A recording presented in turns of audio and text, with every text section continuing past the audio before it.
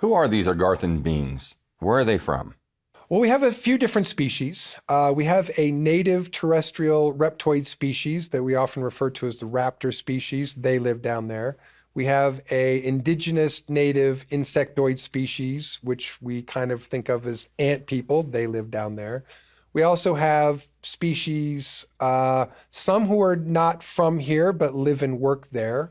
But also the ancient Lemurians, Atlanteans, when some of them went, underground, that's where some of the beginning of some of the Agarthan cities that we kind of think of as run by the Nordics, these sort of tall, blondie, blue-eyed folks who were originally Lemurian Atlanteans but went underground. So it's a mixture of native terrestrial species, mammalian, insectoid, reptoid, as well as other extraterrestrial species who have either been stationed here or in some cases have moved here to work here in some of those cities for the same reasons that people travel to other countries for jobs there as well, because they want to go to another place and do a job there instead of staying home where it's boring. So it's a number of species, most who are native terrestrial born species and a few extraterrestrial species. Are there any buildings or domiciles there, or do they just live in the ships? Oh, no. There are cities that are massive where the populations can be in the millions of personnel. And they have, in some cases, high-rise structures that are more built into the rock of the planet. So you might see a very tall stalagmite that's, kind of connects the floor to the ceiling that's, peppered with small apartments or buildings with windows and so forth in them that light up.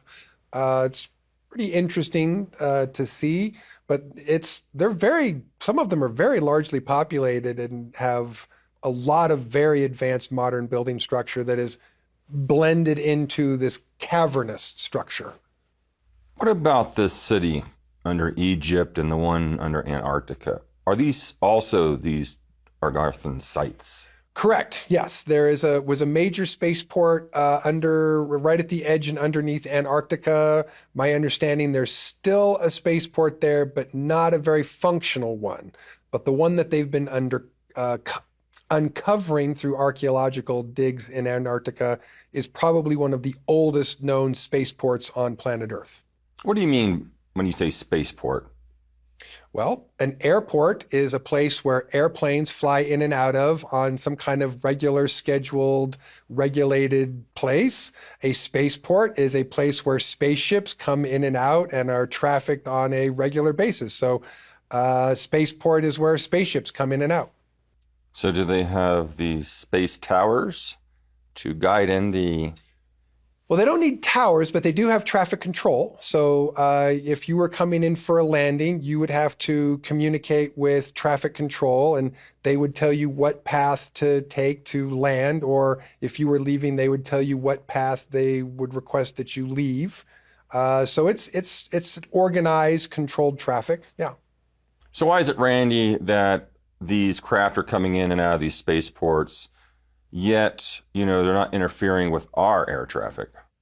It's import-export, people coming and going, goods and so forth arriving and leaving. So it's essentially, they're a port in the same way that we have other ports that stuff comes in and out. But a lot of that really has to do with the traffic lanes. So I live in Sedona, where there is a spaceport, and I have friends who have good military-grade night vision goggles. When we stand outside and look at the traffic lanes with the night vision, you can see them going in the east-west traffic lanes and the north-south traffic lanes at, faster than 1 a minute some nights. I've stood there with my neck staring up, seeing more than one ship a minute until my neck was so sore that I had to stop looking. So there could have been a whole bunch more after that, but it was like, oh, my neck's sore, I can't keep looking.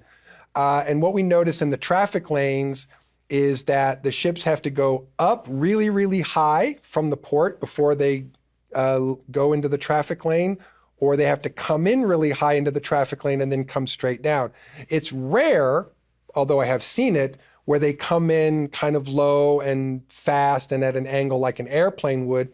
Usually it's because of a more urgent need or an emergency, But most of the time, the traffic lanes are simply at a very high altitude, so they have to come in very high and then straight down and then straight back up and then back into the very, very high traffic lanes that are like well over 30, 40,000 feet probably. In the same way that we have airports that pick traffic lanes so that planes don't crash, they've picked a set of traffic lanes that are outside the normal FAA traffic lanes so that they don't interact with aircraft.